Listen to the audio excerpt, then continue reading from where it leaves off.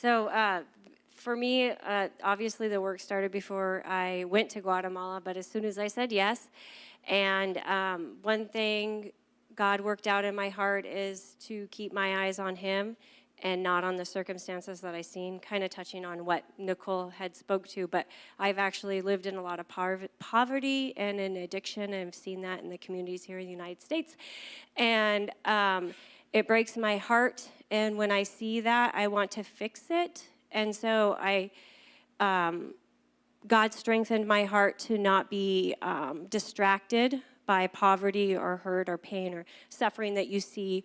And instead, he showed me that he is really big and that he's bigger than any problem that we see with our eyeballs or face or feel in our hearts. And that he has a purpose in every situation. He's always working things out for the good and for the good of the people.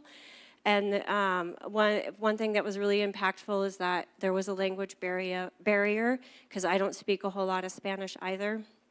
And it literally didn't matter. Like, people were talking, I was preaching, other people were preaching, different language.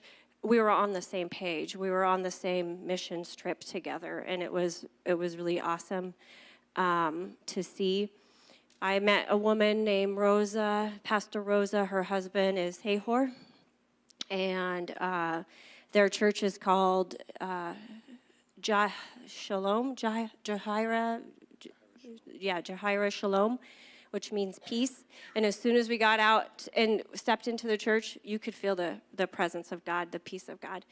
And when we went out into her community, she led the way very courageously and strong. And we went into this woman's house called, her name was Esperanza. And she was very sick. And we prayed for her, and she stood up and walked around.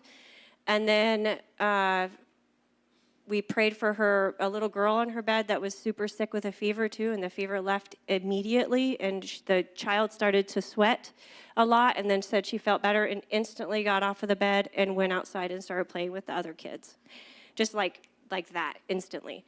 So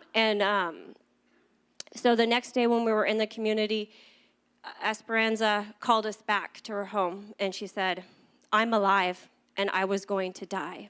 And God healed me, and I am gonna have a Thanksgiving celebration, and we want you to come." But it was on Sunday, and we couldn't go. So we told her, hold the celebration in your home and invite your community and share what Jesus did for you. And she said, okay, I will. And she did, and then she sent a picture to me through WhatsApp app of her dressed and healthy and having her celebration in her home. So that was really beautiful. And then there's tons of, actually, I forget, it's weird, I actually forget, but there's probably 50. I have probably 50 testimonies similar to that in me right now. But anyways, so one last thing is that for me, really, God was saying, you're on a missions trip right now because kind of like the song and Nicole said, it's about love.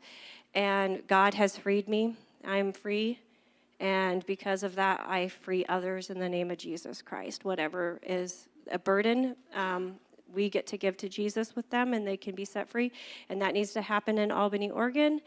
And I've been making a commitment to pray for people, and I've been praying not every opportunity, but when I go to Winco, Fred Meyer's, Supermercados, here or there. Tiendas, and it's really great, and I'm gonna keep doing it. And so if you want to be a part of that, I need you to get a hold of me.